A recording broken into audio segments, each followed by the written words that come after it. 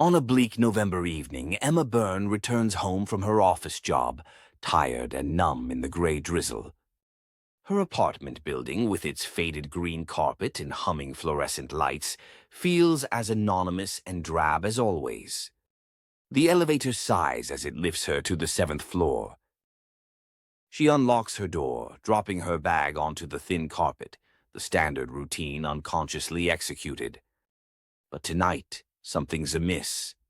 Her living room lamp flickers as she passes, humming softly, casting stuttering shadows on the ceiling. She pauses, brow furrowed. The air feels heavier, thick, as if the room is holding its breath. Emma shrugs it off, chalking it up to another faulty bulb, and heads for the shower. As steam gathers on the mirror, she notices her reflection is slow in following her movements, lagging by a heartbeat before snapping back into sync. Cold fingers crawl down her spine. She wipes the glass, the image clearing, but her own eyes seem just a shade too dark, too distant. As days pass, small anomalies multiply. The ticking of her wall clock skips, hands jerking backward for a moment. Shadows in the hallway seem to pool unnaturally in corners. Sometimes, as she falls asleep, Emma hears a faint whisper, her name barely audible, a dry voice like wind over a grave. Emma. Her dreams turn vivid and spiraling. The corridors of her own apartment stretch on into infinity, doors warping and melting away, indistinct figures lurking at their far ends. She wakes each morning with a pounding heart, sweat-damp sheets twisted tight around her. The nightmares bleed into waking life, flickers of movement in the corner of her eye, a pair of muddy shoes she finds by her front door, far too large to be hers. Her phone rings, and when she answers, she hears her own voice pleading for help. Help me, please. Before the line cuts. The true unraveling begins one evening as Emma returns from work. The hallway is darker than usual, lights pulsing with a sickly amber tint.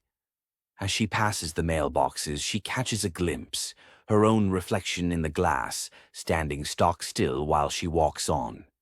In her apartment, her TV turns itself on, a static image pulsing.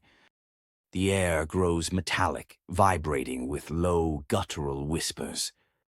Heart-pounding, Emma backs away, but every reflective surface now shows not her own face, but a version of herself snarling with hollow eyes and a malicious smile.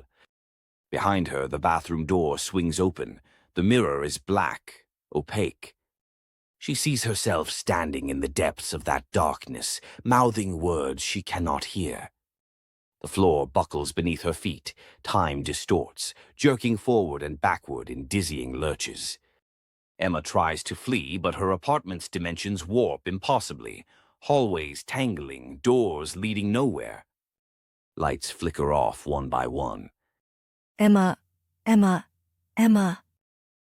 Her own voice, now stolen, echoing from every direction, whispers her name over and over, laced with static and malice. She stumbles to the window and claws open the blinds for escape. But outside is only endless, shifting darkness. The city is gone, swallowed by shadows. In the final shot, the camera pulls slowly away from Emma, a lone figure lost in a labyrinth of her own making, chased by her doppelganger through the impossible geometry of her apartment. We see her face at the center of it all, silent and wide-eyed, as her reflection leans in close. The lights die. The screen goes black. You can never leave. The credits roll over the lingering electric stillness.